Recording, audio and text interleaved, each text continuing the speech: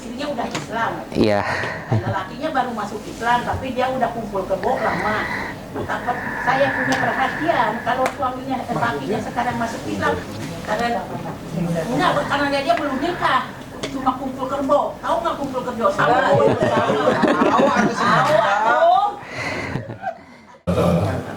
Puji syukur, alhamdulillah, marilah kita senantiasa panjatkan kehadirat Allah Subhanahu wa taala atas limpahan rahmat, taufik, hidayah dan inayahnya kepada kita semua, yang mana pada sampai saat ini kita masih diberi kesehatan, diberi keimanan, diberi keislaman, diberi kebahagiaan, sehingga pada malam hari ini kita masih bisa berkumpul bersama-sama di majelis ini, yaitu di acara istighosah tanpa ada halangan apapun. Tak lupa juga sholawat serta salam, semoga Allah senantiasa mencurahkan kepada junjungan kita Nabi besar Muhammad SAW beserta keluarga dan para sahabat-sahabatnya, yang mana beliau adalah Nabi yang dengan syafaat Allah SWT, dan mudah-mudahan kita semua selaku umat beliau mendapat syafaatnya pula nanti di yaumul akhir. Amin amin ya rabbal alamin.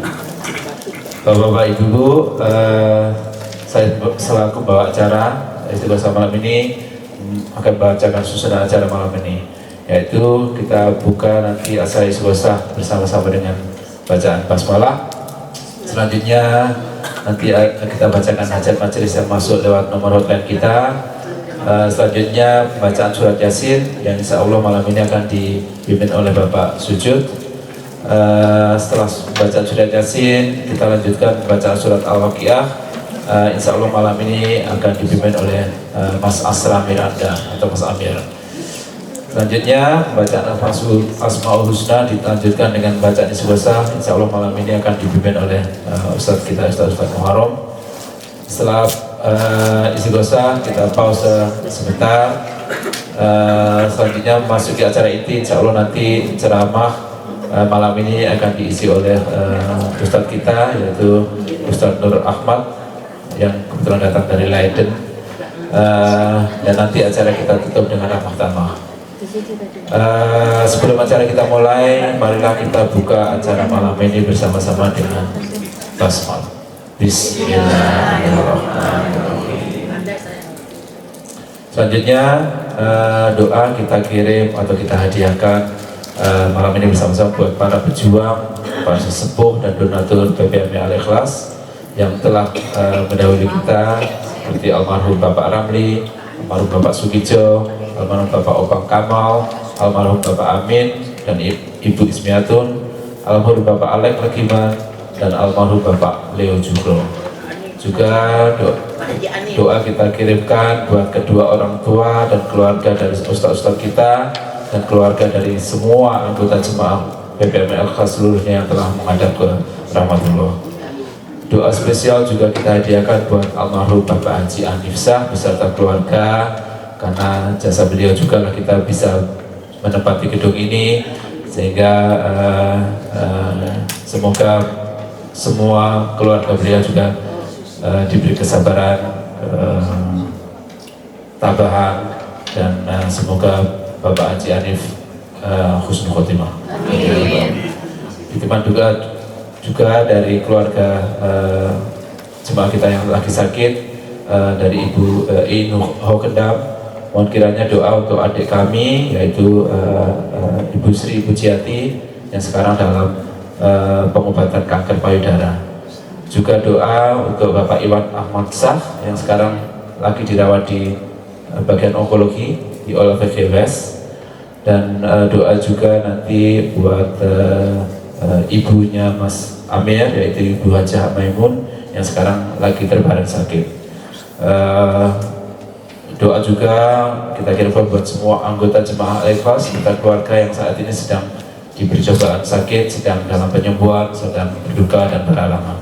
Semoga pengobatan mereka semua diberi keberhasilan, dan semoga mereka semua diberi kesabaran, ketabahan, kesembuhan, dan cepat sehat kembali, sehingga mereka bisa berkumpul bersama keluarga dan beraktivitas kembali seperti sedia kala. Amin ya rabbal alamin. Selanjutnya titipan doa dari keluarga Bapak Haji Untung. Mohon doa untuk almarhum kedua orang tua kami, yaitu almarhum Bapak Buri Sudarmo dan almarhumah Ibu Siti Aminah, juga buat kakak ipar kami yaitu almarhum Bapak Asman Kumaro, almarhumah adik ipar kami, ipar Bapak yaitu Bapak Febri Jatmiko. Titipan doa dari keluarga Ibu Rosa, mohon doa buat almarhumah Ibu Omisah binti Iming, juga Hajah Iskomara. Titipan doa juga dari Ibu Aprilia, mohon doa buat kedua orang tua kami yaitu almarhum ayah kami Haji Abdul Mu'id Tholib dan almarhumah ibunda kami yaitu Hajah Zubaidah Arsad. Titipan doa juga dari keluarga Ibu Iin Hokendam, mohon doa untuk kedua orang tua kami yaitu almarhumah Bapak Haji Abdul Ghaffar bin Prawiro Atmojo dan almarhumah Ibu Hajah Asia Maskanah binti Akram. Juga untuk keluarga kami, almarhum Bapak Hadaryono, yaitu kakak ipar kami, almarhum Bapak Bandi, kakak ipar kami juga, almarhum Bapak Haji Nisam Al-Mulik, adik ipar kami, dan almarhum Bapak Jailani bin Prawiro Atmojo, yaitu adik dari almarhum Bapak kami. Titipan doa juga dari keluarga Ibu Sri Timo dan Ibu Tati Wahyu, innalillahi wa inna ilaihi raji'un. Mohon doa buat almarhum Bule itu adalah tante dari Ibu Sri, Ibu kami yang hari Kamis yang lalu meninggal di Solo, yaitu almarhumah Ibu Sukamti binti Ahmad Saiman. Doa Al-Fatihah juga buat almarhum Bapak Edward Mullah, yaitu salah satu jemaah kita yang meninggal minggu lalu dan hari Kamis kemarin kita makamkan bersama-sama. Titipan doa juga dari keluarga Ibu Enis, innalillahi wa inna ilaihi raji'un. Mohon doa buat almarhum adik kami yaitu Bapak Munawar Khalil bin Imam Karomain yang telah meninggalkan keluarga kami semua, yaitu hari Jumat ya Bu ya, hari Jumat kemarin di Solo, Indonesia. Dan yang terakhir doa kirim buat almarhumah ibu kami yaitu almarhumah Hajah Siti Romlah. Semoga Allah SWT mengampuni segala dosa-dosa dan kesalahan almarhumah semua, diterima seluruh amal ibadah mereka semua, diterima kebaikan mereka semua, diringankan yaumul hisab mereka, serta diterangkan dari lapangan kubur mereka semua. Dan semoga Allah SWT menempatkan almarhum dan almarhumah di tempat terbaik di surganya, dan insya Allah mereka semua husnul khotimah. Amin ya rabbal alamin. Ila hadir Robin Nabi Mustafa Rasulullah sallallahu alaihi wasallam wa ala alihi washabbil karim. Sayyanillahi al-Fatihah.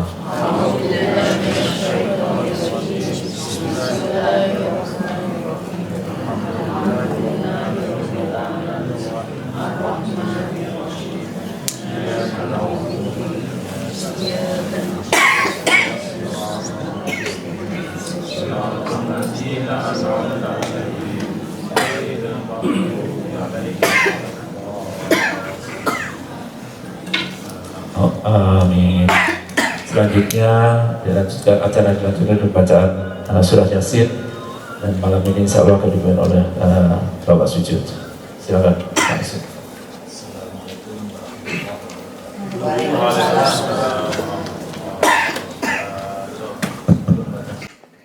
Al-Fatihah. A'udzubillahi minasyaitonir rajim. Bismillahirrahmanirrahim. Alhamdulillahi rabbil alamin. Ar-Rahmanir Rahim. Maliki yaumiddin. Iyyaka na'budu wa iyyaka nasta'in. Ihdinas siratal mustaqim. Siratal ladzina an'amta 'alaihim ghairil maghdubi 'alaihim waladdallin. Amin. Bismillahirrahmanirrahim.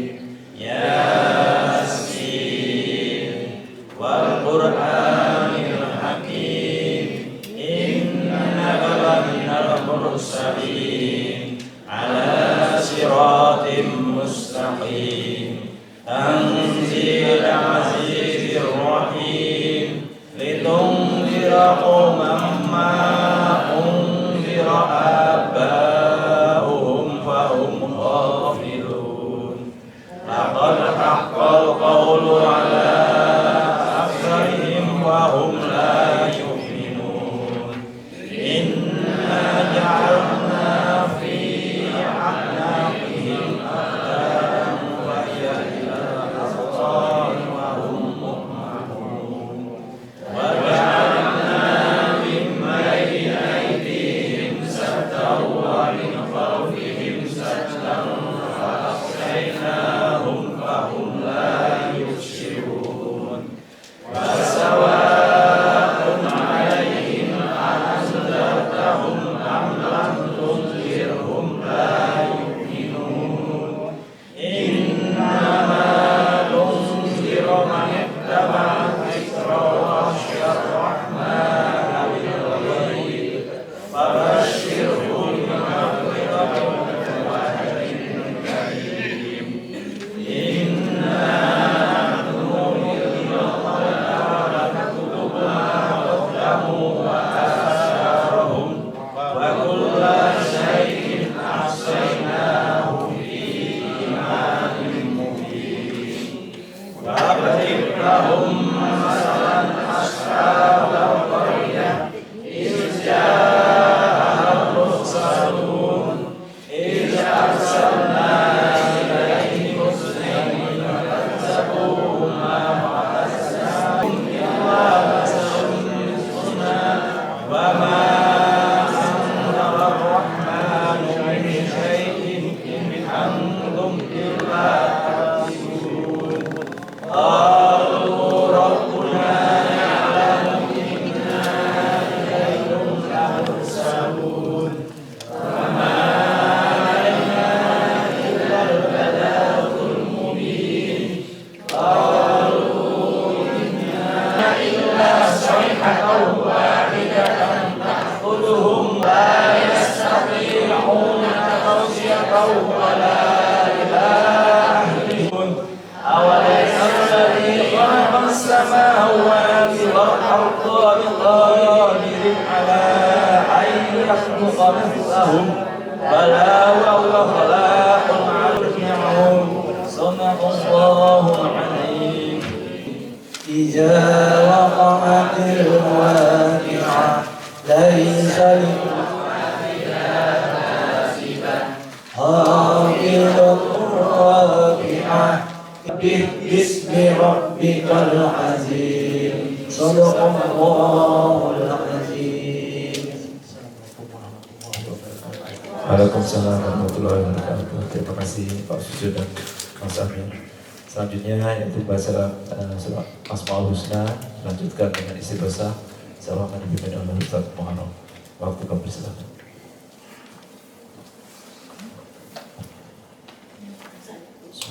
Assalamualaikum warahmatullahi wabarakatuh. Mari kita sama-sama bacakan Asmaul Husna. Semoga dengan bacaan kita ini menjadikan wasilah buat kita, dimudahkan semua permasalahan kita, dan dipanjangkan umur dalam keadaan istiqomah, dan dimudahkan semua urusan-urusan kita untuk menjalankan kewajiban kita sebagai abdinya Allah Subhanahu wa Ta'ala. Ala hadiniya wa ala kulli niyatin shalihah. Al-Fatihah. A'udzu billahi minasy syaithanir rajim. Bismillahirrahmanirrahim.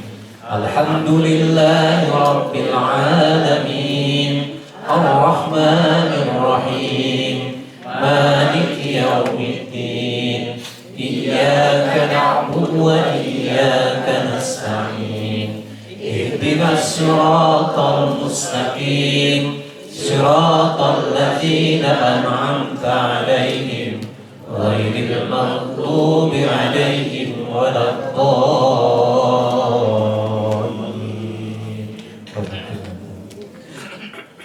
Astaghfirullah Rabbal baraya.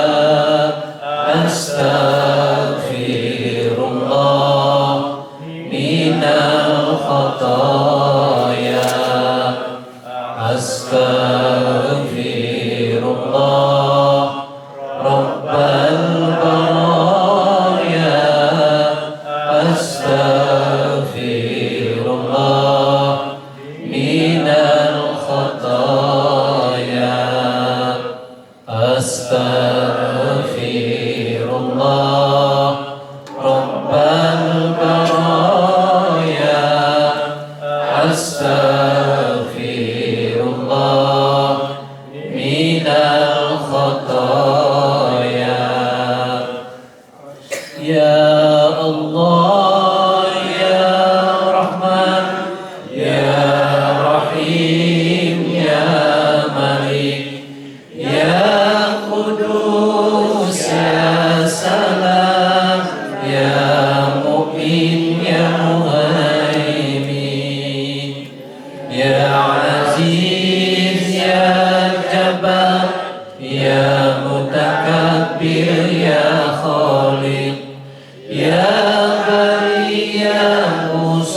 Qawir Ya Ghaffar Ya Qahar Ya Wahhab Ya Razak Ya Fatah Ya Alim Ya Khabir Ya Basir Ya Khafir Ya Rafi Ya Mu'izz Ya Muzil Ya Sami Ya Bashir Ya Hakam Ya Adl Ya Latif Ya Khabir Ya Halim Ya Alim Ya Ghafur Ya Shakur Ya Ali Ya Kabir Ya Hafiz Ya Muqim Ya Hasib Ya Jalil Ya Harim Ya Raqib Ya Mujib Ya Wasi Ya Hakim Ya Wadud Ya Majid Ya Ba'is Ya Syahid Ya Haq Ya Wakil Ya Qawi Ya Matin Ya Wali Ya Hamid Ya Muhsi Ya Mubdi Ya Mu'izz Ya Muhyi Ya Mumit Ya Hayyu Ya Qayyum Ya Wajid Ya Majid Ya Wahid Ya Ahad Ya Samad Ya Qadir Ya Muqtadir Ya Muqaddim Ya Muakhir Ya Awwal Ya Akhir Ya Zahir Ya Batin Ya Wali Ya Muta'ali Ya Barr Ya Tawwab Ya Muntaqim Ya Afu Ya Rauf Ya Malikal Mulk Ya Dzal Jalali wal Ikram Ya Muqsit Ya Jamil Ya Ghani Ya Mughni Ya Mani Ya Allah Ya Nafi Ya Nur Ya Hadi Ya Bahir Ya Baqi Ya Waris Ya Rashid Ya Sabur Ya Allah Ya Allah Ya Allah Ya Allah Ya Allah. Terima kasih. Wassalamualaikum warahmatullahi wabarakatuh.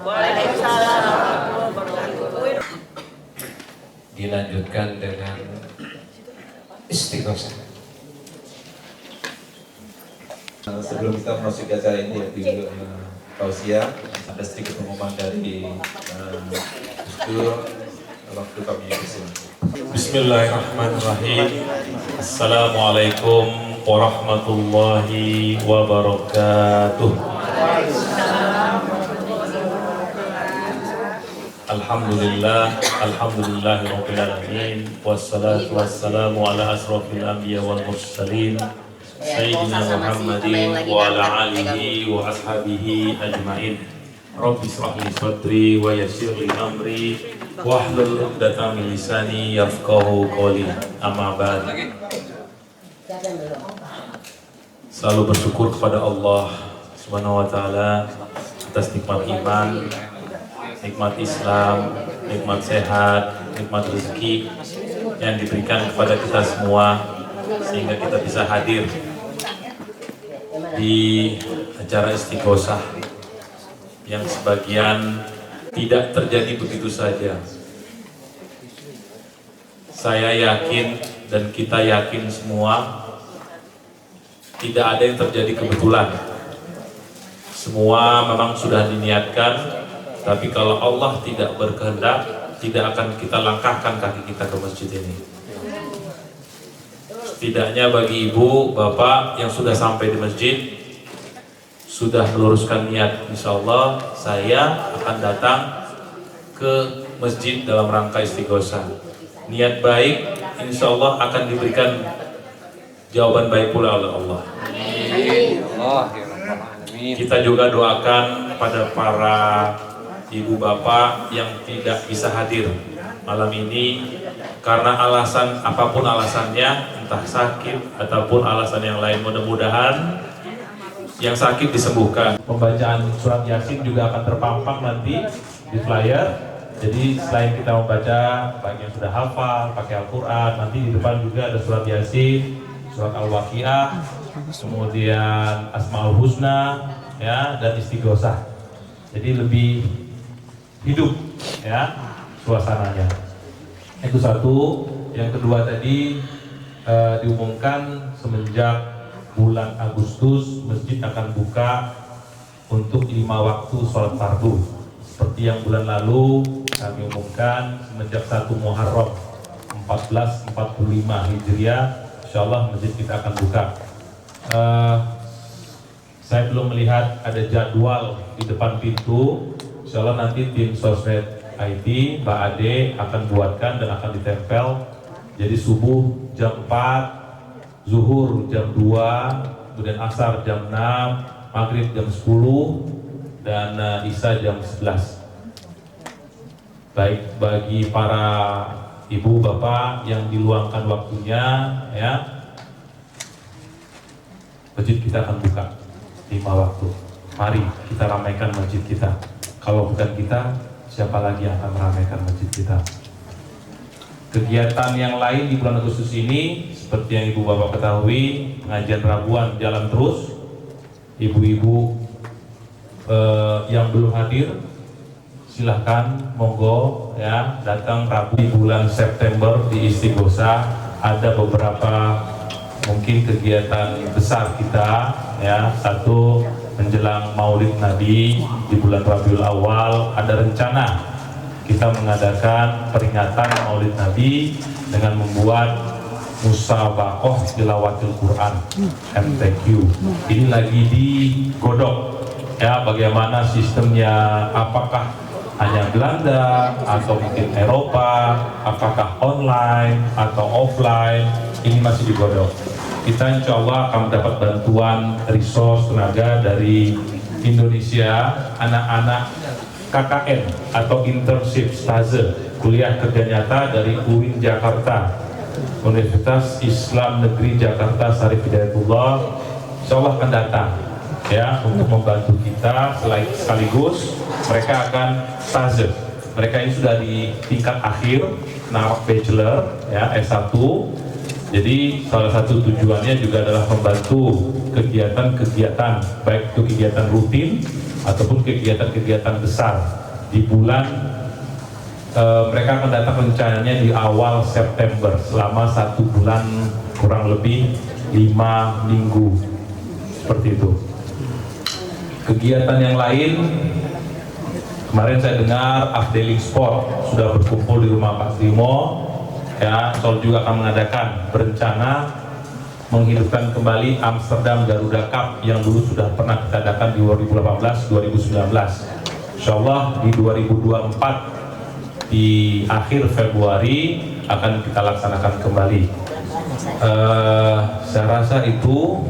Pak Parjo ada tambahan yang lain, Bu Mas? Kalau misalnya ada pertanyaan, baik ibu bapak, ya, pada pengurus monggo nanti bisa disampaikan di acara Mahkamah. Demikian. Leader bestand om att vara updater. Ya, dan Kan medverkning för alla. Alltså aktiv saya bukan mensen bellen. oke. Satu lagi tambahan dari Pak Parjo, saat ini kami pengurus ya di bawah koordinator Pak Parjo akan mengupdate daftar anggota yang dulu pernah kita update ya, karena ada banyak sekali data yang tidak update. Apakah masih menjadi anggota, apakah anggotanya aktif, pasif, ya, karena ini penting sekali, ya. Ada beberapa hal berkaitan dengan kemudahan, benefit, baik menjadi anggota ayah, ya, aktif ataupun pasif. Nanti mungkin beberapa pengurus akan mengontak atau ada hal lain yang akan kita buat sehingga ibu bapak terupdate datanya ya di data administrasi PPME Aliklas. Saya rasa demikian pengumuman dari kami. Mohon maaf bila terlalu panjang. Wabillahi taufiq wal hidayah. Assalamualaikum warahmatullahi wabarakatuh. Waalaikumsalam warahmatullahi wabarakatuh. Malam ini tausiah akan memberi judul mendidik anak di dunia yang tidak fitri. Nanti jika ada pertanyaan bisa langsung tanyakan ke Ustaz Ahmad. Waktu kami Ustaz. Bismillahirrahmanirrahim. Assalamualaikum warahmatullahi wabarakatuh. Waalaikumsalam warahmatullahi wabarakatuh. Alhamdulillah, alhamdulillah, alhamdulillahilladzi bi ni'matihi tatimmus shalihat. Wassalatu wassalamu ala sayyidis sadat sayyidina Muhammad wa ala alihi wa ashabihi an-nujumin nayyirat, amma ba'd. Yang pertama-tama, marilah kita panjatkan puja dan puji syukur kehadirat Allah Subhanahu wa taala, yang mana kita bisa berkumpul, bertemu, ngaji di tempat yang insya Allah penuh berkah ini, di Masjid PPME Al-Ikhlas. Alhamdulillahirabbil alamin, ya ibu-ibu sekalian ya. Kita sehat, diberi kesehatan, bisa datang ke sini.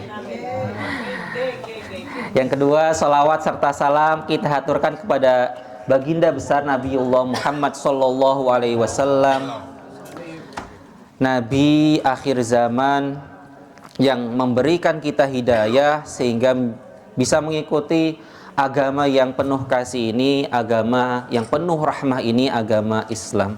Alhamdulillah, Allahumma sholli ala sayyidina Muhammad wa ala ali sayyidina Muhammad. Nabi yang mana di akhir zaman kelak, yang seperti tadi dibilang, di akhir zaman, di yaum padang mahsyar, dalam hadis Bukhari ini, hadis yang sahih, disebutkan bahwa ana sayyidul qaum fil qiyamah, fi yaumil qiyamah. Saya itu tuannya seluruh umat manusia di hari kiamat. Ketika dikumpulkan orang-orang di masa yang paling awal dan di masa yang paling akhir, mereka waktu itu semuanya genting, ketar-ketir situasi padang mahsyar. Mereka bingung meminta pertolongan. Kemudian mereka pergi ke Nabi Adam. Nabi Adam bilang, nafsi, nafsi, diriku sendiri saja saya sulit. Hari ini Allah murka kepadaku seperti murka yang sangat besar, karena aku telah melakukan dosa, memakan buah yang dilarang oleh Allah Subhanahu wa taala ketika di surga. Kemudian datang lagi mereka menuju ke Nabi Nuh. Nabi Nuh juga berkata yang sama, nafsi, nafsi, aku pun gak bisa menyelamatkan diriku di hari kiamat ini. Aku dimurkai juga oleh Allah Subhanahu wa taala karena telah melakukan satu dosa, yaitu mendoakan laknat terhadap kaumku, yaitu mendoakan sehingga akhirnya diturunkan hujan, keluar mata air dari bumi, sehingga terjadi banjir bandang besar. Kemudian datanglah ke nabi selainku. Kemudian datang ke Nabi Ibrahim, betul Pak. Datang ke Nabi Ibrahim. Nabi Ibrahim pun mengatakan yang sama. Nafsi, nafsi, diriku sendiri, aku belum bisa menyelamatkan, belum yakin bisa menyelamatkan diriku sendiri. Karena telah melakukan suatu kesalahan, yaitu apa? Berbohong mengenai siapa yang merusak patung-patung di kerajaan, di masyarakatnya waktu itu. Ketika dia berkata, siapa yang merusak ini? Dia ditanya, kemudian yang merusak tanya yang paling gede, tanya patung yang paling gede, kalau masih ingat, tanya patung yang paling gede, padahal beliau yang mengatakan. Kemudian datang ke Nabi Musa, datanglah kalian ke selainku. Datang ke Nabi Musa. Nabi Musa juga sama menjawabnya, nafsi, nafsi, aku belum bisa ngurus diriku sendiri di hari kiamat ini karena aku melakukan kesalahan. Apa itu? Membunuh orang yang tidak diperintahkan untukku untuk membunuhnya, atau tidak hak untuk membunuhnya, yaitu ketika terjadi pertikaian antara dua kaum, dua orang, yang satu dari Bani Israel, baninya Nabi Musa, yang satu lagi dari kaumnya Fir'aun. Kemudian Nabi Musa memukul dari musuhnya, yaitu dari kaum Fir'aun. Ternyata pukulannya dahsyat sekali hingga meninggal orang itu. Kemudian datanglah ke nabi selainku, yaitu datang ke Nabi Isa alaihissalam. Nabi Isa pun menjawab yang sama, nafsi, nafsi, diriku, diriku. Aku masih memperhatikan diriku, diriku. Allah murka kepadaku, murka yang tidak pernah ditunjukkan sebelumnya kepada siapapun. Maksudnya saya khawatir sekali dengan murka Allah di hari ini. Tapi tidak menyebut satu kesalahan pun dan tidak ada dosa bagi Nabi Isa alaihissalam yang diketahui. Kemudian datanglah ke nabi lain, yaitu datang ke Nabi Muhammad sallallahu alaihi wasallam. Lalu Nabi Muhammad tidak berkata apa-apa, langsung sujud kepada Allah Subhanahu wa taala. Kemudian tasbih, mensucikan Allah. Kemudian Allah bertanya, angkat kepalamu, memerintahkan angkat kepalamu wahai Muhammad. Kemudian bertanya, apa yang kamu minta akan kuberikan pada hari ini. Kemudian Nabi Muhammad mendoakan yang disebut syafaatul uzma, mendoakan agar di antara kaumnya yang mengatakan la ilaha illallah diampuni dosanya dan dimasukkan Allah ke dalam surganya. Dalam hadis yang lain, barang siapa yang ditemukan sebiji dzarrah saja, sekecilnya iman, yaitu la ilaha illallah dalam hatinya, maka akan diselamatkan oleh Allah dan dimasukkan ke dalam surganya. Semoga kita di antara hambanya yang dimasukkan surga. Dan itu yang menjadi hadis dari Sahih Bukhari, itu yang menjadi hadis untuk syafaat yang seringkali di MC Pak Muharram, Pak Jaka mengatakan semoga kita mendapatkan syafaat Rasulullah itu, ya syafaat di hari kiamat itu. Hadisnya sahih di Sahih Bukhari. Yang saya hormati para pengurus, ketua, wakil ketua, semua struktur kepengurusan di PPME Al-Ikhlas Amsterdam.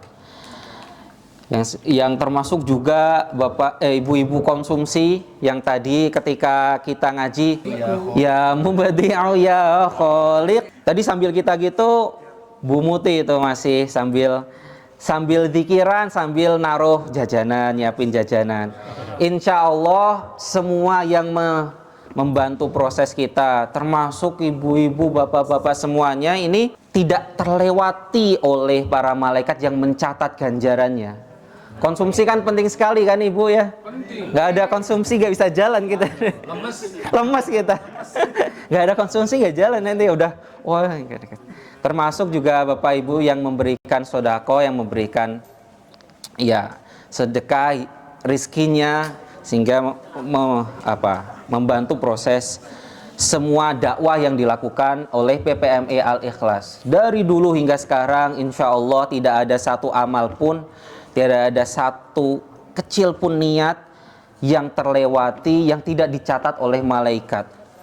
Malaikat yang mencatat niat kebaikan Bapak Ibu sekalian, insya Allah akan diunduh nanti kelak di hari kiamat kelak. Insya Allah ya. Bapak Ibu, bulan Muharram ini bulan suci di antara bulan Islam. Ada 4 bulan suci. Apa saja itu? Kalau lebih urut dari Dzulqa'dah, Dzulhijjah, Muharram, kemudian Rajab. Rajab yang terpisah, 3 bulan berturut, Rajab yang terpisah. Semua bulan suci ini mengandung asror-asror atau gambarannya seperti tempat yang ada tempat-tempat suci, ada waktu-waktu yang suci dalam konsep Islam. Tentu di Amsterdam, apalagi di Dam Square misalnya, beda dengan di masjid ini kan. Rasa spiritualnya kita rasa. Juga berbeda antara kita di sini dengan di Mekah yang sudah haji, yang umroh akan merasakan berada di depan Ka'bah, di depan Hijr Ismail, berdiri di situ dan berdoa. Itu berbeda rasanya dengan kita berdiri di sini atau pergi ke Scheveningen misalnya, ke pantai atau pergi kemana, akan berbeda rasanya. Dalam konteks yang sama, waktu subuh, waktu sholat juga berbeda dengan waktu zuhur. Juga bulan-bulan Islam, Dzulqa'dah, Dzulhijjah, Muharram, berbeda dengan bulan-bulan yang lain. Dan konsep naik turunnya spiritualitas dalam waktu dan tempat ini sebenarnya fitrah. Kita sehari-hari juga mengalami hal itu. Ada yang semangat keagamanya tinggi, waktu itu ada turun sedikit, dengan komunitas jadi naik lagi, turun lagi. Pentingnya komunitas di situ. Di bulan Muharram ini banyak asror juga. Satu yang ingin saya angkat adalah terkait dengan Ahlul Bait Rasulullah Shallallahu Alaihi Wasallam, yaitu keluarga dari Nabi Muhammad Shallallahu Alaihi Wasallam. Keluarga Nabi ini yang setiap kita sholat, kita pasti menyebut mereka. Di apa itu? Di tahiyat akhir. Di tahiyat awal kita nggak sebut, di tahiyat akhir kita sebut. Asyhadu alla ilaha illallah wa asyhadu anna Muhammadar Rasulullah. Allahumma shalli ala Sayyidina Muhammad wa ala ali Sayyidina Muhammad wa ala ali Sayyidina Muhammad. Ya Allah, berikanlah sholawat serta salam kepada Nabi Muhammad dan kepada ali Sayyidina Muhammad. Siapa itu ali Sayyidina Muhammad? Keluarga Nabi Muhammad Sallallahu Alaihi Wasallam, yang dalam ayat suci Al-Quran disebutkan, sesungguhnya Allah berkehendak ingin membersihkan kalian wahai ahlul bait sebersih-bersihnya.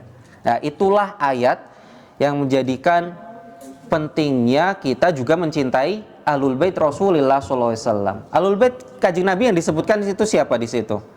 Di ayat itu. Yang paling utama ketika itu di hadis dari Sayyidah Aisyah, yaitu Hasan, Husain, Sayyidina Ali dan Fatimah Az-Zahra. Hasan, Husain, Sayyidina Ali dan Fatimah Az-Zahra. Sebenarnya konsep mencintai keluarga itu adalah konsep yang fitrah dalam kehidupan manusia. Ini menunjukkan satu aspek hidup fitrah sebagai manusia. Hidup fitrah itu apa?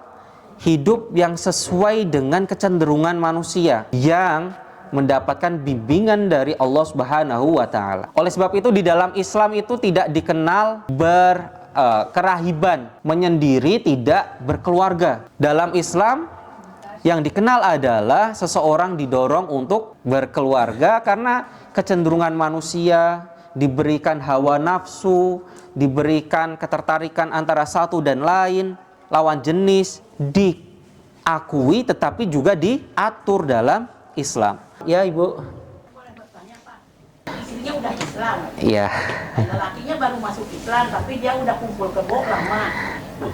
Saya punya perhatian kalau suaminya, lakinya sekarang masuk Islam, harus dinikahkan sekali. Karena dia belum nikah, cuma kumpul kerbo. Tahu nggak kumpul kerbo? Tahu. Iya. Kerbonya udah jadi Ya Ibu, terima kasih, dipahami Ibu. Dalam konteks ajaran Islam, dinikahkan harus ada syarat dan rukunnya. Maka dia dalam konteks ini, ketika pertanyaan yang Ibu sampaikan kalau utuh semacam itu dan dia memang tidak pernah menyatakan Islam sebelumnya, laki-laki dalam pernikahannya, maka kalau dia masuk Islam, maka dia harus dinikahkan. Nikahnya gampang sebenarnya, hanya dengan ijab dan qabul dan ada saksi, gitu saja sih. Sama seperti yang kita lakukan di masjid ini kan berkali-kali kan saya menyaksikan itu. Gitu Ibu ya. Ya. Nah.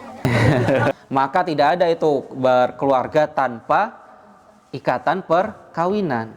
Maka dalam Islam didorong untuk dan disunahkan untuk berkeluarga dan diatur cara berkeluarga dengan satu ikatan suci, yang mana ikatan suci itu disebut mitsaqon ghalidho, yaitu ikatan janji yang sangat kuat. Mitsaq itu janji kukuh. Kata mitsaqon ghalidho itu hanya diulang di dalam Al-Quran.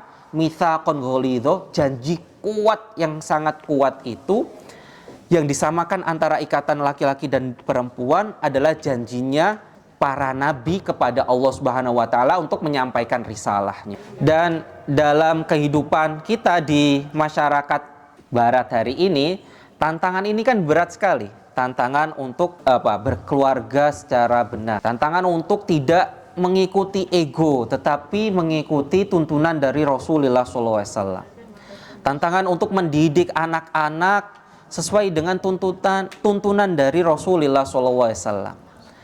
Itu tantangan yang tidak kecil, dan saya pikir Bapak Ibu sekalian lebih banyak merasakannya daripada saya yang masih anaknya 4 tahun. Tetapi saya tidak bermaksud menggurui, tetapi share tentang bagaimana Rasulullah SAW mendidik putra-putrinya, bagaimana Rasulullah mencintai putra-putrinya, bahkan bukan hanya putra-putrinya, tetapi anak-anak yang ada di dalam lingkungannya, putra-putri para sahabatnya. Dan itu menjadikan dakwah Islam itu bukan dakwah yang menjadi keras, kaku, tetapi dakwah yang kekeluargaan. Kita ingat misalnya Rasulullah waktu hijrah dari Mekah ke Madinah, datang ke Madinah tidak memiliki apa-apa, perlu memenuhi kebutuhannya. Kemudian para sahabat berkata, di antara mereka ngobrol-ngobrol, dari Muhammad kita dapat hidayah untuk beragama yang benar. Dari Muhammad kita tahu bahwa semua manusia di hadapan Allah itu sama. Dari Muhammad kita dapat ilmu dan pendidikan untuk mensucikan zahir dan batin kita. Kasihan sekali dia datang ke Madinah nggak membawa apa-apa, nggak bisa memenuhi kebutuhan ekonomi keluarganya. Yuk kita iuran.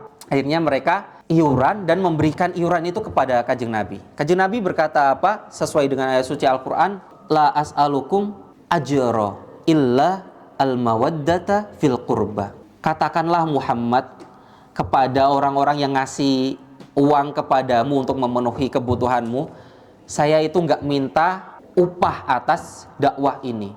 Illal mawaddata, yang saya minta adalah kamu menunjukkan kasih dan sayang dalam berkerabat. Dari Kanjeng Nabi itu yang dilakukan ketika datang ke Madinah pertama kali adalah menyusun kekerabatan antara orang-orang muhajirin dan orang-orang ansor.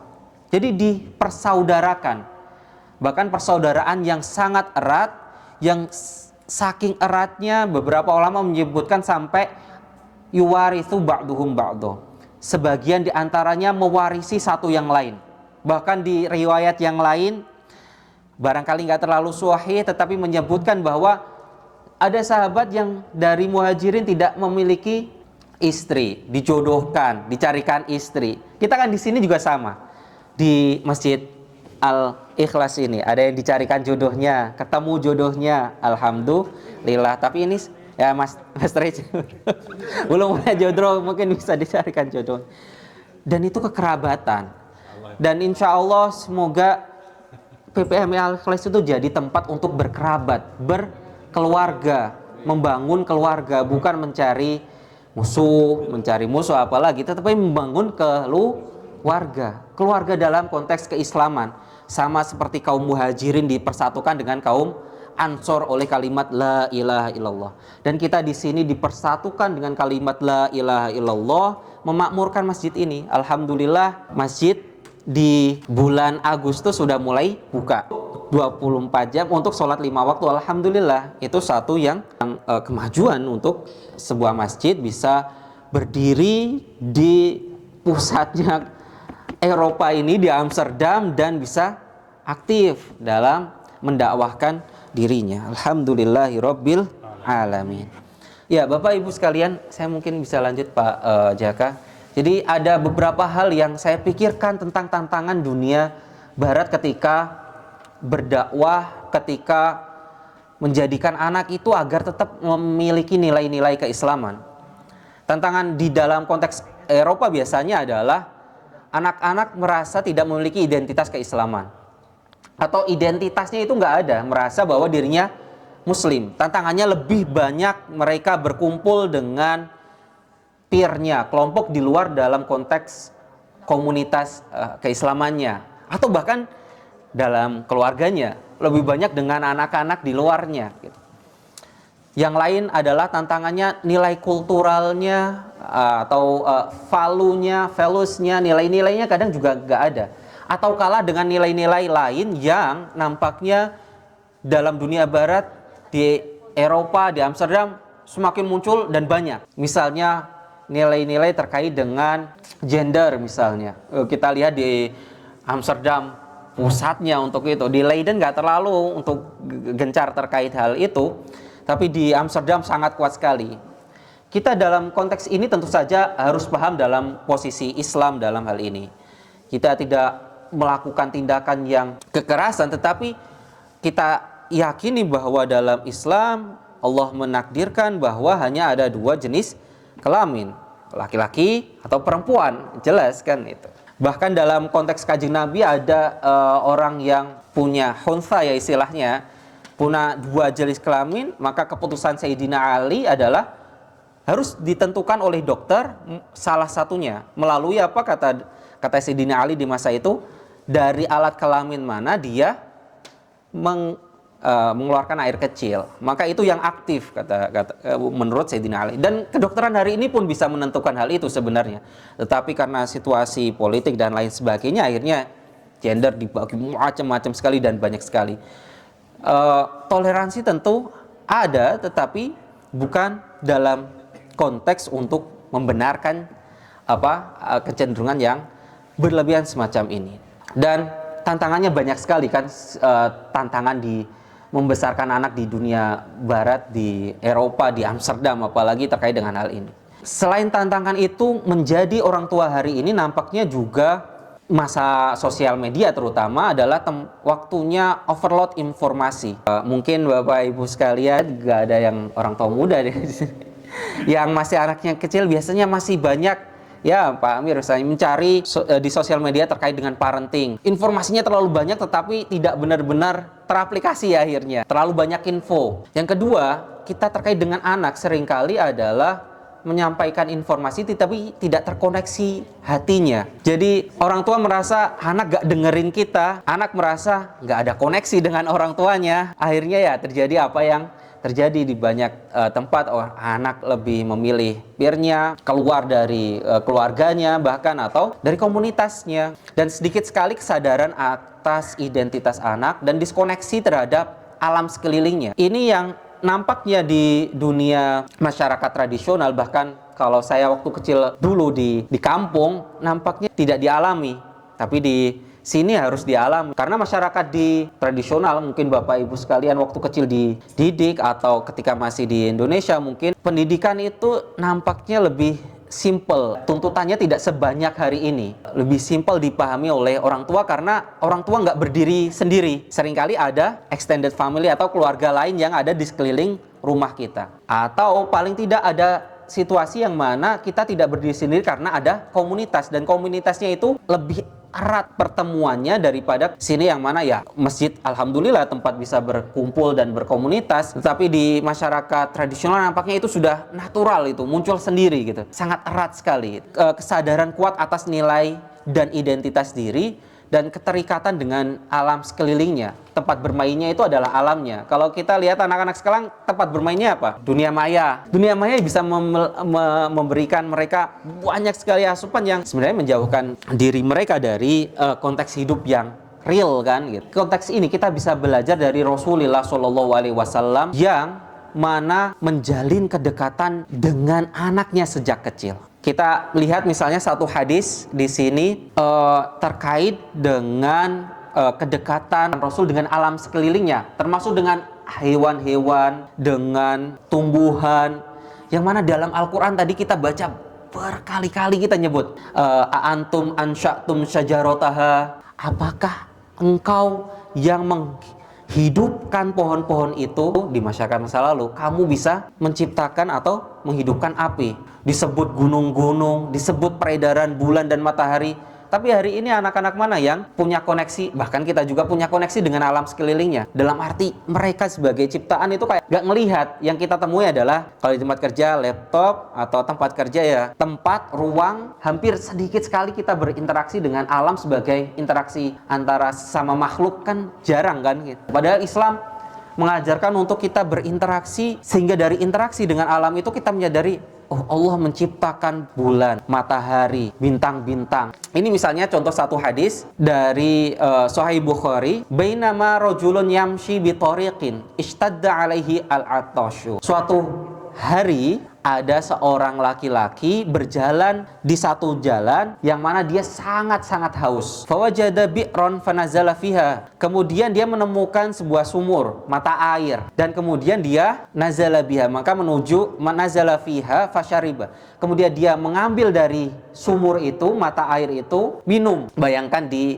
masyarakat dunia Arab ketika sumur itu bisa menjadi objek perang, berebut sumur di masa lalu, mencari air sangat susah di masa lalu, menemukan sumur, kemudian dia minum dari. Kemudian dia keluar dari tempat itu, faida kalbun yalhath. Kemudian ada anjing yang menjulurkan lidahnya. Ya'kul thara minal atash. Kemudian dia itu terlihat sangat-sangat haus sekali. Faqala ar-rajul laqad balagha hadzal kalba minal atash mithlul ladzi kana balagha bi. Anjing ini merasakan sebuah kehausan sama yang seperti saya rasakan sebelumnya. Di sini ya kita bisa ngambil dengan gayung misalnya. Anjing ini nggak bisa ngambil dari tempat minum itu gayung, kan nggak bisa menggayung dia.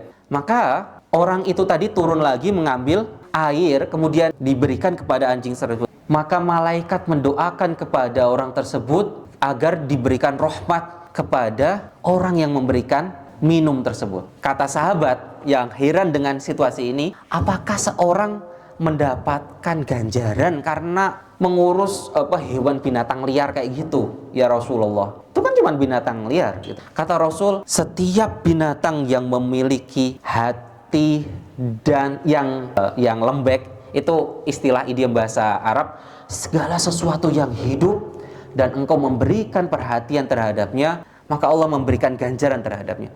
Hadis ini membuka mata kita terkait beberapa hal. Yang pertama adalah seakan-akan sifat Islam terhadap anjing itu antipati. Kalaupun dia mati biarin aja. Tidak sama sekali. Sikap Islam adalah dalam mazhab Syafi'i, segala sesuatu yang terkena anjing itu najis. Tetapi bukan berarti membiarkan dia mati ketika kehausan, membiarkan mati ketika dia kelaparan. Termasuk juga hewan-hewan yang lainnya. Dan saya pikir dalam konteks Belanda hari ini muncul juga kan perhatian untuk terhadap hewan-hewan liar. Misalnya saya ke pembimbing saya datang, kemudian dia bercerita, saya baru mengadopsi kucing, kata dia, karena banyak kucing yang terlantar liar. Dan ada di sini kan ada lembaga yang mengambil hewan itu, apa namanya? Asil, ya. Kemudian ada orang-orang yang mau mengambil, dia ambil itu dan dirawat gitu. Ya Allah, dalam konteks Islam itu, dalam konteks meyakini ajaran Rasulullah untuk memberikan rahmat terhadap alam sekelilingnya, termasuk pada hewan-hewan, maka itu diterima ganjarannya dan diberikan ganjaran oleh Allah Subhanahu wa ta'ala. Seperti hadis yang disampaikan oleh Rasulullah SAW dalam Sahih Bukhari ini, menjalin ikatan dengan alam sekelilingnya. Alam sekelilingnya termasuk hewan-hewannya, tumbuhan-tumbuhannya. Dan saya pikir dalam konteks anak muda, yang muda-muda Pak Hasanul, saya pikir pergi ke hutan misalnya.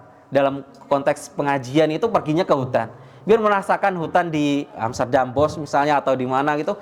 Itu satu konteks mendekatkan dirinya untuk kepada ciptaan Allah yang lain. Ya, mungkin kita yang udah nggak cocok lagi, tetapi yang anak-anak muda itu bisa diberikan konteks yang cocok dengan hal itu, menjauhkan dengan gadget dan mendekatkan dirinya dengan alam. Itu suatu hal yang membuka ruhani juga. Maka beberapa aspek yang penting dalam konteks pendidikan adalah, yang pertama adalah gaya pendidikan dan pengasuhan itu tidak bisa sama dari anak ke orang tua. Ketika dia menjadi orang tua, ketika anak itu menjadi orang tua, mau menyamakan dengan gaya pendidikan orang tuanya, tidak sama. Karena apa? Anak atau kita yang jadi orang tua hidup di masa yang anak kita sekarang masanya berbeda. Dan jangan pikir ini hanya dalam konteks pendidikan Barat atau Eropa aja, konteks pendidikan yang berbeda. Dalam konteks Islam, Sayyidina Ali mengatakan, didiklah anakmu dengan cara yang berbeda dengan kamu dididik oleh orang tuamu. Nilai-nilainya mungkin sama, tetapi cara pendekatannya yang bisa berbeda. Karena tantangan duniamu berbeda dengan tantangan generasi anak-anak kita. Oleh sebab itu tantangan orang tua itu selalu belajar. Selalu belajar konteks yang berubah, situasi yang berubah. Dari dunia di Indonesia, kemudian di Barat, di Eropa hari ini. Tentu tantangannya berbeda. Di Indonesia anak-anak bisa tetap sholat tanpa komunitas. Di Barat susah sekali kalau nggak ngajak ke komunitas.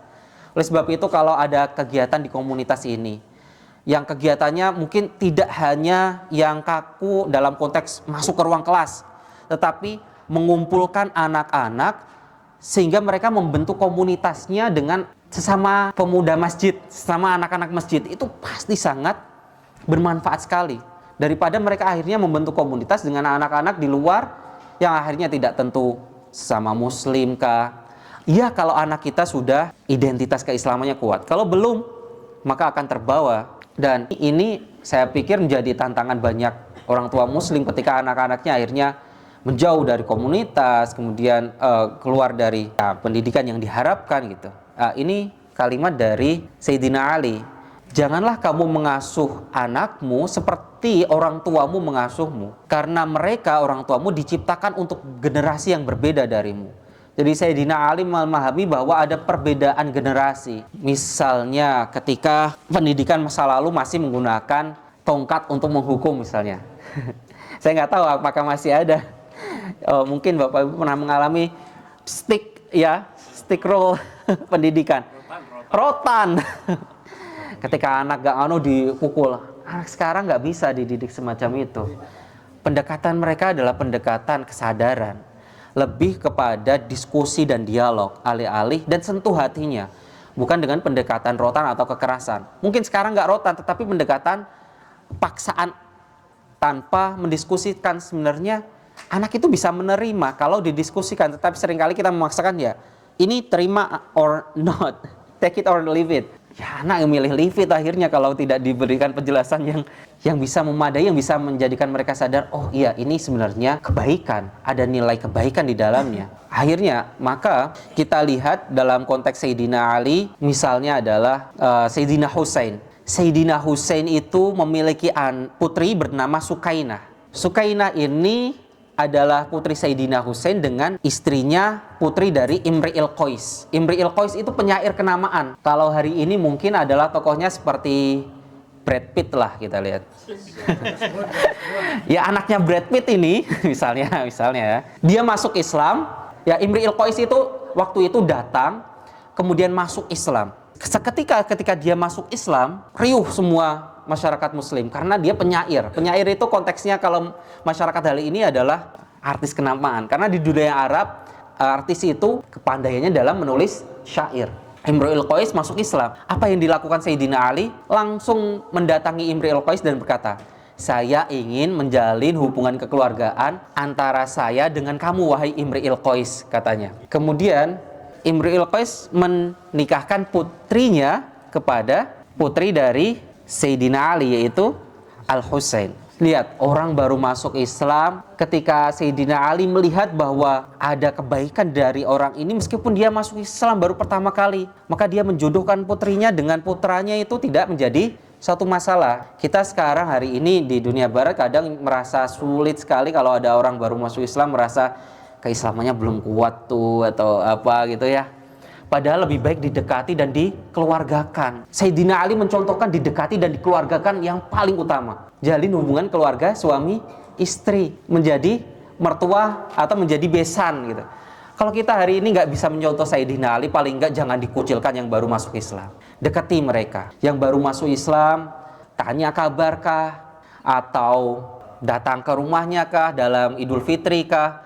Atau sesuatu yang bisa memberikan perhatian bahwa keislaman itu hadir loh gitu.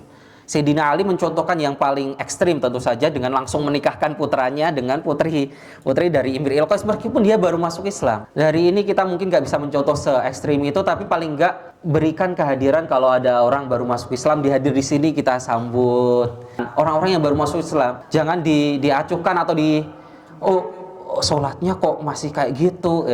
Daripada diomongin lebih baik kan didekati dengan cara-cara yang seperti kekeluargaan. Rasulullah SAW memberikan perhatian terhadap anak itu sejak masa hamilnya. Jadi ketika istri hamil itu Rasul ingin membahagiakan istrinya. Jadi memberikan hadiah kepada istrinya, sangat bahagia dengan kehamilan istrinya, menunjukkan rasa bahagia ini. Kemudian yang kedua adalah kalau anak usia 0 sampai 7 tahun, maka tugas orang tua adalah membersamai sebagai teman bermain. Gak usah nuntut banyak hal dari anak usia 0 sampai 7 tahun. Ini seperti yang dilakukan oleh Kanjeng Nabi terhadap Husain. Di satu riwayat, di hadis Tirmidzi misalnya disebutkan, Sayyidina Umar datang ke rumah Rasulullah SAW. Di situ ada Husain. Apa yang dilakukan? Husain itu cucu dari Kanjeng Nabi ya. Putra dari Sayyidina Ali dan Fatimah. Fatimah ini putri Nabi. Nah, Husain jadi cucunya Kanjeng Nabi. Waktu itu, Husain itu apa yang dilakukan Kanjeng Nabi? Dinaikkan ke punggungnya, kemudian Kanjeng Nabi duduk atau merangkak sama seperti macan atau kuda. Kalau kita di Indonesia biasanya disebut kayak kuda lah. Jadi kuda-kudaan ya gitu. Kalau itu dari unta-untaan di Arab, masyarakat Arab. Tahu yang dilakukan Kanjeng Nabi menaikkan Husain, kemudian dia merangkak dan bermain seperti unta. Kata Sayyidina Umar, "Ni'mal jamal jamaluka ya Husain." Senikmat-nikmat unta itu untamu, karena untamu Kanjeng Nabi. Kemudian kata Kanjeng Nabi, "Ni'mar raqib huwa ya Umar." Seindah-indah dan senikmat-nikmat yang menunggangi punggungku adalah Husain ya Umar. Apa maknanya? Yang pertama adalah orang tua mengajak anak itu tanpa perlu anaknya yang minta. Kalau bisa orang tuanya yang ngajak duluan, menaikkan dia dan menjadikan dia untuk teman permainan. Yang kedua, di riwayat yang lain misalnya, waktu itu Nabi sedang sholat, sedang sujud, kemudian naiklah Husain, di satu riwayat Hasan, ke punggung Kanjeng Nabi yang lagi sujud. Apa yang dilakukan Kanjeng Nabi? Melama-lamakan sujud, sampai akhirnya cucunya merasa puas dan turun sendiri. Ketika duduk kemudian salam, para sahabat bingung. Ya Rasulullah, kenapa kamu sujudnya lama sekali? Mungkin dalam benak para sahabat, Rasul apa ada wirid baru atau bacaan baru? Atau bacaannya harus diperpanjang? Enggak. Cucu saya sedang bermain dengan saya ketika saya sujud. Maka saya sujud melamakan agar cucu saya merasa puas. Ketika dia puas, maka saya sudah selesai, saya ngangkat. Apa yang bisa dipelajari dari? Jangan jadikan ibadah itu masalah dalam keluarga, beban. Jangan jadikan ibadah itu beban dengan anak. Alasannya saya mau sholat duluan, anak minta apa yang kecil misalnya tidak dituruti. Padahal sholat itu wajib yang muwassa, kewajiban yang diberikan keleluasaan waktunya panjang. Maka kalau ada hal lain yang mungkin dalam konteks ini tidak dalam arti menyepelekan sholat, hanya bermain dengan anak sebentar, maka datangi, itu juga kebutuhan anak. Atau dalam sholat ketika dia mengajak bermain, maka jangan jadikan itu masalah besar. Termasuk menjadikan masalah adalah menjadikan anak tidak kerasan di masjid misalnya. Kalau anak gak kerasan di masjid, itu bukan anaknya yang memang salah atau bandel. Karena kita gak menciptakan situasi masjid itu nyaman buat anak. Sedikit-sedikit dilarang atau dimarahi dengan keras, teriak, "Oh jangan lari-lari di masjid" misalnya. Tidak semua anak penerimaannya sama. Ada yang jadi kena hatinya kemudian menjauh dari masjid misalnya, hanya karena teriakan itu. Maka jadikan masjid itu tempat yang ramah juga buat anak. Mungkin di masyarakat di Indonesia masjid bisa banyak, mereka bisa pindah. Tapi di Eropa ini, ketika dia udah gak cocok dengan satu masjid, bisa jadi dia gak cocok dengan masjid semuanya. Karena masjid yang Indonesia hanya itu yang paling dekat misalnya. Akhirnya gak datang sama sekali ke masjid misalnya. Maka ciptakan situasi yang nyaman. Jadi saya pikir gak apa-apa itu kalau anak ketika pengajian juga sedikit rame, ada sholat jamaah, sedikit bermain, nggak apa-apa. Dia masih anak-anak, apalagi yang masih kecil-kecil itu. Kalau udah dewasa dia akan paham sendiri. Yang penting dibangun bagaimana mereka merasa nyaman berada di masjid. Kalau anak minta misalnya suatu ketika ada pengajian misalnya ya contoh ini, kemudian bersamaan dengan itu dia ulang tahun misalnya dan dia ingin ada semacam perayaan, maka sebatas perayaan itu yang di dalamnya ada doa misalnya, kebaikan, tidak ada yang tidak menghadirkan yang haram-haram misalnya, maka hadiri aja biar dia senang. Karena ketika anak itu atau orang itu, an-nasu abdun khair, manusia itu hambanya kebaikan. Kalau dia yang berbuat baik kepadanya itu orang tua, orang-orang baik, maka anak itu bisa dipengaruhi kita orang-orang baik. Bayangkan kalau kita sudah keras, kerang, kalau apa-apa dilarang semuanya, dan orang yang lain malah yang berbuat baik, dan kebetulan orang yang berbuat baik itu malah orang-orang yang nggak tahu agama, maka dia malah manut sama orang yang nggak tahu agama itu loh. Kalau kita berbuat baik paling nggak kan masih bisa nanti, ya sekarang diikuti, besok ikut saya pengajian misalnya, kan bisa dia, cuman sekali, tapi dampaknya panjang. Daripada kalau kita kerang terus, tetapi ternyata malah dia menjauh dari kita, gak merasa cocok dengan kita. Karena pemahaman anak yang masih dibangun berbeda dengan orang yang tua yang sudah mapan. Apalagi di dunia barat, di akhir zaman seperti ini tantangannya begitu berat. Tidak mendekatkan hati ke anak, bisa menjauhkan dia bukan hanya dari kita tetapi dari agama nantinya. Semoga orang Kanjeng Nabi ketika jamaah anaknya, cucunya naik aja gak jadiin masalah.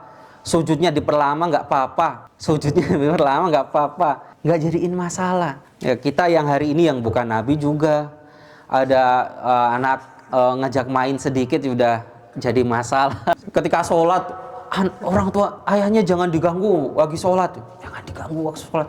Sholat nggak terganggu dengan itu. Bermain dengan anak ketika sholat dalam konteks itu nggak bermasalah. Paling anak mainnya apa sih? Paling kecuali kalau udah batal ya batal, kayak ditarik sarungnya ternyata melorot misalnya, batal terbuka auratnya misalnya. Tapi kalau yang lain kan nggak masalah besar. Itu pun bisa diulang kan, sholat lagi. Kemudian 74 sampai 14 tahun baru mulai pendidikan pengajaran. Mulai kalau dia udah hatinya dekat dengan kita bisa ngajarin tuh sholat, kemudian ikut baca Quran, disekolahkan ke sini. Itu proses yang dari kecil dibangun dengan kedekatan hati. 7-14 tahun baru membangun untuk mulai mengajari sholat, wudhu, dan lain sebagainya. 14 tahun dan sampai dewasa itu mulai menjadi teman, menjadi sahabat bagi anak. Jadikan dia sahabat. Dan tugas ini sebenarnya bukan hanya orang tua, tetapi juga dalam konteks dunia barat, komunitas itu yang bekerja. Karena di luar komunitas kita hampir nggak bisa. Kita memang bisa mengendalikan anak 24 jam, kan nggak bisa. Nggak bisa kita lihat terus anak 24 jam gitu. Yang menjaga dia adalah dirinya sendiri dan Allah Subhanahu wa Ta'ala.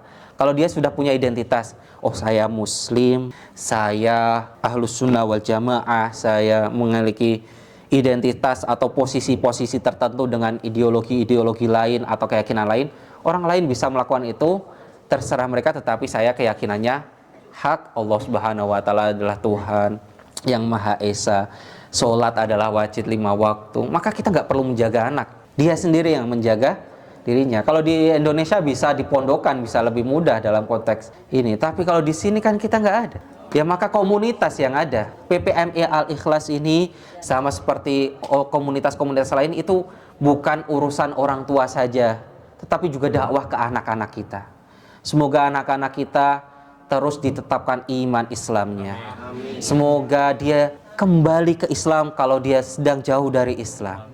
Semoga dia diberikan hidayah oleh Allah Subhanahu wa Ta'ala untuk menjadi seorang muslim di dunia barat ini. Dan semoga husnul khotimah kembali ke Islam nantinya.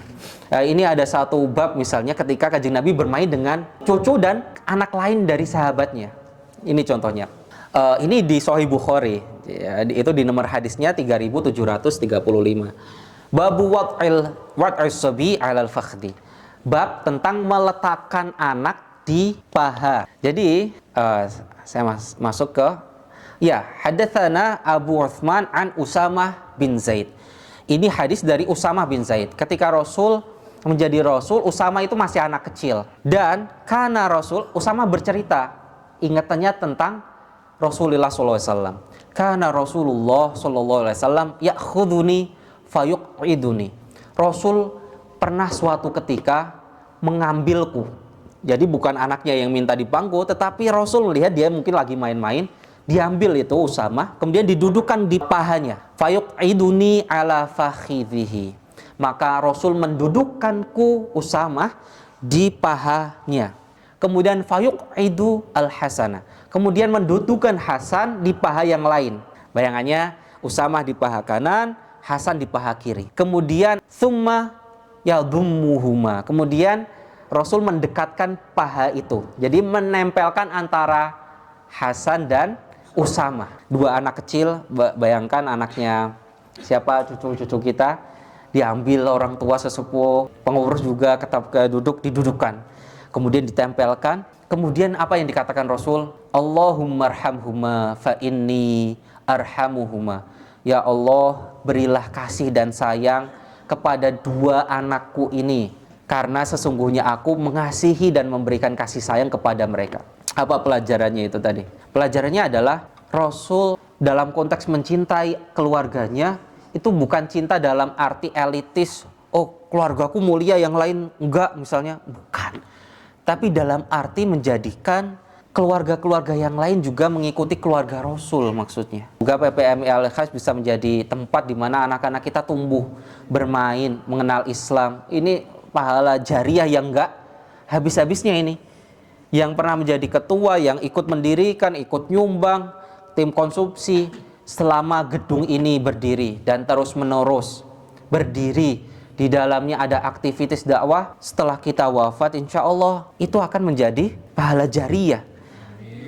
Karena amal kita akan terputus. Kita nggak bisa sholat lagi kalau sudah meninggal. Kita nggak bisa sodako lagi. Tetapi hanya ada 3 amal yang bisa berlanjut, yaitu sodako jariah atau amal jariah itu. Kemudian anak yang soleh yang mendoakan. Kemudian apa? Ilmu yang bermanfaat. Maka didik anak itu sama seperti menabung untuk akhirat. Ketika anak kita soleh, masih sholat. Niatnya punya anak ya satu aja, agar melanjutkan sujud kepada Allah Subhanahu wa Ta'ala. Apalagi dalam konteks dunia di barat udah bisa masih sujud, itu alhamdulillah sekali. Anak masih sujud dan kita orang tua menjadi pahala jariah kan. Semoga Allah menjadikan perkumpulan kita barokah. Semoga PPMI Al-Ikhlas menjadi perkumpulan yang terus menaikkan, meninggikan kalimat Allah Subhanahu wa Ta'ala. Semoga kita dipersaudarakan, hati kita dipersaudarakan. Amin. Kalau ada kasih sedikit dilupakan dan dibangun persaudaraan baru. Selesai masalah, selesai, jangan sampai ke organisasi biar terus berlanjut dalam kebaikan. Karena ini bukan urusan 1 dan 2 orang, tapi urusan anak keturunan kita nantinya. Kalau nggak ada masjid semacam ini, gimana anak keturunan kita nantinya bisa sholat di sini? Saya pikir itu cukup sekian. Saya mohon maaf atas kesalahan perkataan yang kurang berkenan, Bapak Ibu sekalian. Kita tutup dengan doa ya. Bismillahirrahmanirrahim. Ya Allah, semoga kebaikan-kebaikan yang kita niatkan untuk PPMI Al-Ikhlas Engkau terima ya Allah. Semoga PPMI Al-Ikhlas menjadi organisasi yang terus mendakwahkan la ilaha illallah Muhammadur Rasulullah sallallahu alaihi wasallam. Al-Fatihah. A'udzu billahi minasyaitonir rajim. Bismillahirrahmanirrahim. Alhamdulillahi rabbil alamin. Ar-Rahmanir Rahim. Maliki yaumiddin. Iyyaka na'budu wa iyyaka nasta'in. Ihdinas siratal mustaqim. Siratal ladzina an'amta 'alaihim ghairil maghdubi alaihim waladdallin amin. Bismillahirrahmanirrahim.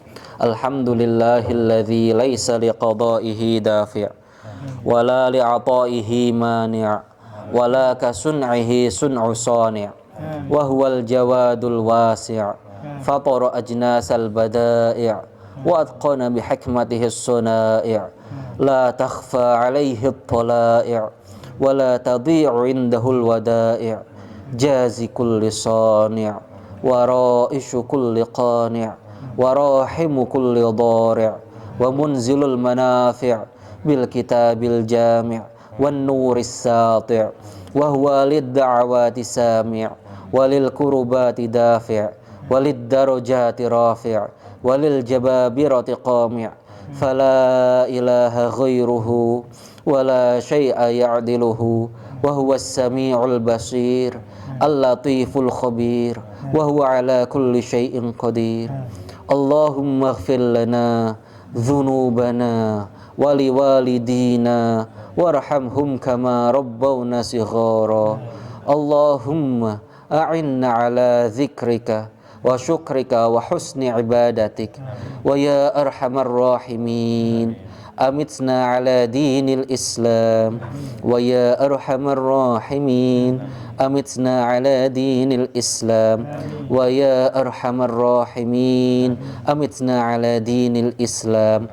Rabbana atina fid dunya hasanah wa fil akhirati hasanah wa qina adzaban nar. Sallallahu ala sayyidina Muhammad wa ala ali sayyidina Muhammad walhamdulillahi rabbil alamin. Bisirril Fatihah. A'udzu billahi minasyaitonir rajim. Bismillahirrahmanirrahim. Alhamdulillahi rabbil alamin. Arrahmanir rahim. Maliki yaumiddin. Iyyaka na'budu wa iyyaka nasta'in. Ihdinas siratal mustaqim. Siratal ladzina an'amta 'alaihim ghairil maghdubi 'alaihim waladdallin. Amin. Hadani Allah wa iyyakum ajma'in wal 'afwu minkum. Wassalamualaikum warahmatullahi wabarakatuh. Waalaikumsalam warahmatullahi wabarakatuh. Terima kasih Ustaz atas pelajaran-pelajarannya. Semoga kita semua bisa belajar dari topik ini hari ini tadi, dan semoga berguna buat kita semua. Amin. Amin. Bapak Ibu, bapak para pasien berbahagia, acara demi acara kita lewati, akhirnya kita sampai di ujung acara malam ini.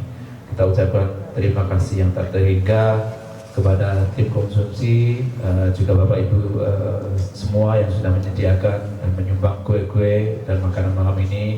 Semoga sumbangannya sedekah Bapak Ibu semua mendapat balasan yang lebih melimpah lagi dari Allah SWT.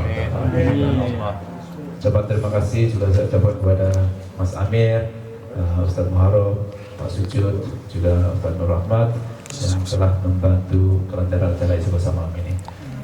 Akhirnya tak lupa saya pribadi sebagai pembawa acara juga ingin mohon maaf jika ada salah-salah kata dan ucapan yang baik yang saya sengaja maupun tidak sengaja.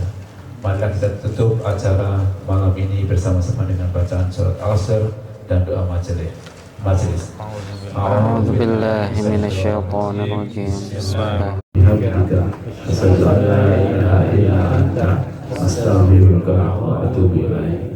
Wabillahi taufiq wal hidayah.